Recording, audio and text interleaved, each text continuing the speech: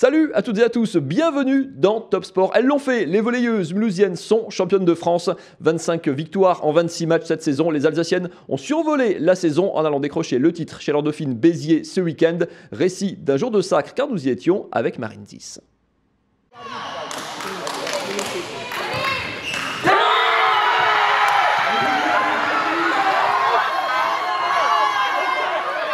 Il est 22h samedi soir lorsque le staff et les joueuses explosent de joie. Les larmes coulent aussi chez certaines et il y a de quoi. La SPTT Mulhouse est sacrée championne de France après une saison quasi parfaite. Une seule défaite en 26 matchs et c'était contre Béziers à l'aller. Alors 3h30 plus tôt, à l'échauffement, l'équipe n'avait qu'une seule chose en tête, prendre sa revanche et rentrer avec le titre. On se concentre, on s'étire. On n'oublie pas de prendre des forces et on se prépare à affronter le second du championnat en musique.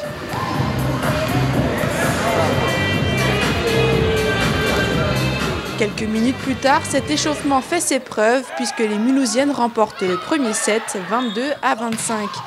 Mais Béziers, bien décidé à rester dans la course pour le titre, rafle le deuxième 25-19. Le stress monte et ça se ressent sur le banc mulhousien mais aussi dans les gradins du côté du président de la SPTT Mulhouse. Le troisième set est serré et alors que Béziers mène 15-14, le match est interrompu à cause d'une fuite d'eau. Le regard d'Elena Cazot en dit long sur cette situation quasi improbable dans le sud au mois d'avril. Même l'arbitre semble désespéré. Cette bassine devient la star de la soirée. Mais après plus d'une heure d'attente et l'intervention des pompiers, le match peut reprendre. C'est la première fois qu'on vit ça, donc c'est vrai qu'on était toutes froides après, mais je pense que ça nous a justement permis d'évacuer l'énervement, l'agacement et de nous remettre dans un bon mood, comme on dit, de détermination. Une détermination qui leur a permis de s'emparer du troisième set, 22-25, et du quatrième, 18-25, synonyme de victoire et de titre. Le deuxième dans l'histoire du club après celui de 2017. I'm so excited and I just can't hide it. On est championne de France. On a enfin fini, voilà. On a pu atteindre l'un de nos premiers objectifs. On est très contente. C'est vraiment l'acharnement de 8 mois de travail. On est super fiers. J'arrive même pas à parler. Je suis très contente.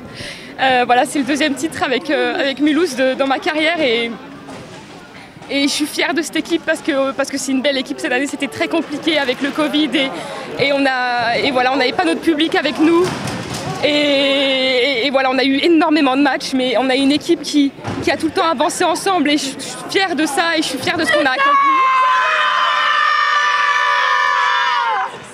De l'autre côté de l'écran, c'est Leandra Olinga Andela, leur capitaine, qui s'est gravement blessée au genou il y a 4 mois. Ça n'a pas la même saveur, c'est sûr, mais un titre, ça se partage, même à distance.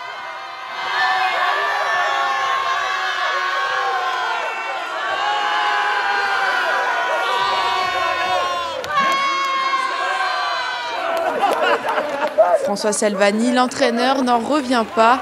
2 ans après son arrivée au club, le voilà titré. Incredible, it's incredible. It's something totally crazy. And I have only to say one serious thing, only one. I lost my mom in the Christmas. And so when I finished the game, it was a little bit difficult because I want to call her, I cannot. I miss my family, my children. It was really hard. Every time I talk to my children, you have to wait your dad, but your dad will come back as a champion. And now it's done, so it's okay. After, I'm so proud for this girl. It was amazing. I think what we did all this season is incredible. And I want to tell thank you to my staff because they helped me a lot in some really hard moments. And thank you to the club because really, every day I have only to think about to be a good coach. I have not to think about nothing else. Everything is perfect in Mulhouse, and so this is great. Another thing that I miss a lot our fans. I was thinking if Saturday with Paris, no, 4,000 people to make a big party in Mulhouse, I think can be incredible. Et oui, la saison n'est pas terminée pour Mulhouse. La fête ne pourra pas avoir lieu à domicile comme l'aurait souhaité le coach, mais les 2 matchs de championnat qu'il reste vont bel et bien être joués avant de laisser place au Final Four de la Coupe de France au Palais des Sports les 24 et 25 avril. We still are taking the game super seriously, the next ones. We're not done yet, we still have the cup right after, so we have to stay in shape and then we meet Béziers again for the cup. And of course it's a weird situation not to have the pressure for the next 2 games, but I think it's a chance for us to really try out some new things and take those 2 games as a preparation, as a learning for the future. Mais avant de se replonger dans la compétition, la SPTT Mulhouse peut célébrer ce titre comme il se doit. Ça reste entre nous, ça. Tonight I won't sleep at all, we will celebrate. I don't know how much is possible with Corona, but I think the hotel will be on fire tonight. Et pour continuer à savourer ce titre de championne de France, rendez-vous samedi à 18h sur Alsace 20, avant-dernière journée de championnat pour les Mulhousiennes qui retrouvent leur Palais des Sports. Avant-dernier match de la saison, réception de Paris-Saint-Cloud, samedi 18h sur Alsace 20. Voilà pour les volleyeuses mulhousiennes sacrées. Match très important aussi en handball, cette fois-ci pour la meilleure équipe alsacienne de la région. L'ATH, la Renheim Trusch-Torsheim Handball, dernière journée de phase de groupe pour elle. L'ATH qui recevait ce samedi à Trusch le leader du championnat, le Havre. Match couperé pour les Alsaciennes, une victoire les envoyer en play-off était synonyme de maintien, sinon il fallait passer par la poule de maintien. Début de match équilibré entre les 2 équipes, le Havre devait absolument gagner pour garder la tête de la poule et jouer la montée en position de force. Malheureusement, pendant un quart d'heure, les Alsaciennes vont buter sur Pantic, la gardienne normande, un quart d'heure sans marquer pour les Alsaciennes. Résultat, le Havre s'envole au tableau d'affichage, plus 6 pour les Normandes. Un retard que les Alsaciennes vont traîner comme un boulet durant 60 minutes, malgré une grosse débauche d'énergie. Elles reviennent, 4 buts d'écart à la pause, 12-8. Au retour des vestiaires, c'est toujours aussi compliqué. Le Havre ne lâche rien et Pantic dans les buts avec cette double parade notamment multiplie les arrêts, 16 arrêts au total pour la gardienne normande. Par 2 fois, les Alsaciennes reviendront à 2 buts d'écart seulement, mais à chaque fois, le Havre sera capable de se redonner de l'oxygène. Pas grand chose à faire contre le leader du championnat qui s'était déjà imposé lors du match aller. Heureusement, les Alsaciennes se battront malgré tout jusqu'au bout. Le Havre s'impose finalement de 4 buts, 24-20 malgré le 4 sur 5 de Mika sur l'aile. Les Alsaciennes tête basse au coup de sifflet final, ça n'a pas duré longtemps car quelques instants plus tard, elles apprenaient qu'un concurrent direct s'était incliné et dans ce duel à distance, et du coup bénéfice pour l'ATH, qualifié malgré tout pour les playoffs. Maintien assuré surtout en 2e division, joué un petit peu contrasté mais soulagement pour les Alsaciennes. Cette équipe elle a fort potentiel, ça on le savait. Il restait à le mettre en action et je crois que ces derniers matchs, on était un peu dos au mur, donc on n'avait pas le choix que de se rebeller, de jouer les matchs à fond et d'essayer de grappiller des points. Et aujourd'hui, ouais, on est récompensé, même si on ne gagne pas ce soir, on est récompensé parce qu'on n'a rien volé en fait. Donc voilà. Voilà pour le handball, on va passer au basket avec un rendez-vous en direct demain soir, 20h sur Alsace 20, en direct et en intégralité, le match entre la SIG et Nanterre depuis le Rhenus. En attendant, on est allé voir ce week-end à l'étage juste en dessous comment ça se passait pour les 2 clubs alsaciens, Souffle et Gris. Saison compliquée pour les Gris, souvent touchés par le Covid, plusieurs matchs reportés, quelques séries de défaites, des changements dans l'effectif. Il fallait réagir, ça va un peu mieux depuis quelques matchs, depuis que les joueurs touchés par la Covid sont revenus.